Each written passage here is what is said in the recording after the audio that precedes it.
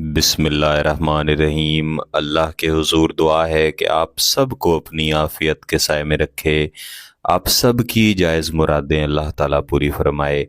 गिलानी साहब YouTube channel की इस वीडियो में आपके महबूब को आपसे मोहब्बत की भीख मांगने पर मजबूर करने वाला ऐसा शदीद और ताकतवर नूरी वजीफ़ा है कि इसे सिर्फ़ और सिर्फ 3 बार पढ़ा जाता है और सामने वाले शख्स की हालत बिल्कुल भिखारियों जैसी होती है कि आपके सामने हाथ जोड़कर बैठना पसंद करता है, आपको ढूंढता है, आपसे बात करता है, आपसे राब्ता करता है, कॉल करता है।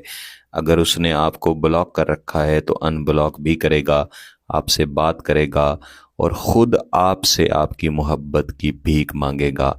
या दूसरे लफ्ज़ों में ऐसा कह दें कि जैसे आपकी हालत आपके महबूब की मोहब्बत में हुई है और इस हालत की वजह से आप इस चैनल पर भी तशरीफ़ लाए हैं, दीगर भी आप मुख्तलिफ़ वज़ाइफ करते रहते हैं और कई कोशिशें भी करते हैं। जैसे कई बहन भाई बताया करते हैं कि हम अपने महबूब की मिन्नत समाजत तक कर चुके हैं, उसे अपनी सच्ची मोहब्बत दिखा चुके हैं, उसके इम्तिहान तक पूरे कर चुके हैं, लेकिन फिर भी वो शख्स हमारी मोहब्बत में टस से मस होने के लिए तैयार नहीं है, जबकि हमारा मकसद सिर्फ़ और सिर्फ शादी है, निकाह है। जब आपका मकसद निकाह होता है, शादी होता है, मंगनी होती है, फिर गिलानी साहब यूट्यूब चैनल की हर वीडियो की आपको इजाज़त है, हर वीडियो में दिए गए वजीफ़ा की आपको इजाज़त है। शर्त सिर्फ़ ये है कि आप पाकी की हालत में हों, बावुज़ू हालत में हों, वीडियो को मुकम्मल देखकर समझ लिया करें और उसके बाद किया करें। कई दोस्त आप समझे बग़ैर ही थोड़ी सी वीडियो देखते हैं या स्किप करके देखते रहते हैं, फिर उन्हें वजीफ़ा की समझ नहीं आती। जब वो करते हैं तो उन्हें फ़ायदा नहीं मिलता और ऐसा करने से एक बड़ा नुकसान रुज्जत का भी होता है कि अगर खुदा न खास्ता एक दफ़ा आपके साथ रुज्जत का मामला बन जाए तो फिर आप कोई भी वजीफ़ा करें, कोई भी अमल करें, उसका असर नहीं मिल पाता। अगर खुदा न खास्ता आपके साथ रुज्जत का मसला है तो मैं पहले भी अर्ज़ किया करता हूँ कि गिलानी साहब यूट्यूब चैनल की कम्युनिटी टैब में मैंने रुज्जत से हिफाजत का वजीफ़ा पहले ही दे रखा है, आप वहाँ से देख कर सकते हैं। मेरे अजीज़ों, किसी को अपनी मोहब्बत में इस तरह से पागल करना कि वो आपसे आपकी मोहब्बत की भीख मांगना शुरू कर दे, ये कोई आसान काम नहीं है। इसके लिए मेहनत दरकार होती है, तो आपने इस तरीक़ाकार को समझ के इसके मुताबिक करना है। जैसा कि मैं पहले अर्ज़ कर रहा था कि आपने इसे 3 दफ़ा पढ़ना है, यानी आपने इसे 3 दिन तक जारी रखना है और तीनों दिनों में आपने एक ही तरीक़ाकार इस्तेमाल करना है। हर दफ़ा ये वजीफ़ा पढ़ने से पहले आपने एक सफ़ेद कागज़ लेना है और इस सफ़ेद कागज़ के ऊपर पहले अपने महबूब का नाम लिख लेना है और इस महबूब के नाम के नीचे आपने यही वजीफ़ा लिखना है जो आगे चल के मैं आपको पढ़ने का तरीक़ा बताऊँगा।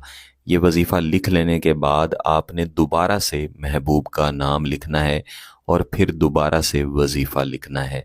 इस तरह आपने कुल 3 मरतबा महबूब का नाम लिखना है और कुल 3 मरतबा ही ये वजीफ़ा लिखना है। और ये नाम और वजीफ़ा लिखते हुए, इसके अलावा पढ़ते हुए आपके जिस्म का पाक साफ़ होना ज़रूरी है, आपका बावुज़ू होना भी ज़रूरी है। तो ये कागज़ जो आप एक दफ़ा तैयार करेंगे, जिस पे आपने 3 दफ़ा नाम और वजीफ़ा लिखा होगा, ये पहले दिन का वजीफ़ा होगा।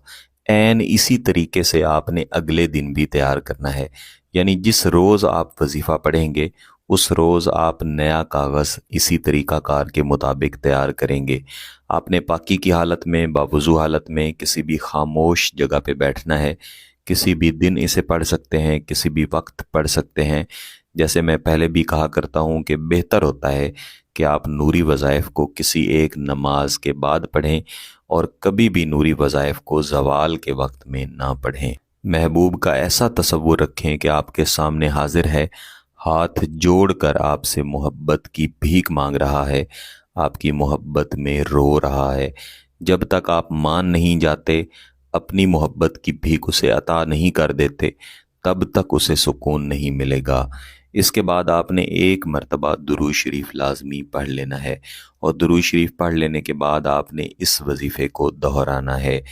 तवासिल माना बहक़ या वुदूदो तवासिल माना बहक या वदूदो। यही वो वजीफ़ा है जो कि आपने नाम के नीचे लिखना है। इस वजीफ़े को कम अज़ कम 300 मरतबा लाजमन पढ़ना है, यानी हर रोज़ आप इसे 300 मरतबा पढ़ेंगे और ऐन यही तरीका आप 3 दिन तक रिपीट करेंगे।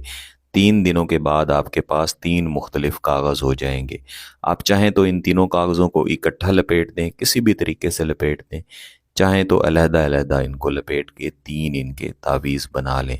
इनमें से एक तावीज़ को आपने दफन करना है, कहीं भी ऐसी मिट्टी में दफन करें जहाँ पे इसकी बेअदबी ना हो, किसी का पाँव ना हो, और बाकी दोनों तावीज़ात को आपने वज़न के नीचे रखना है।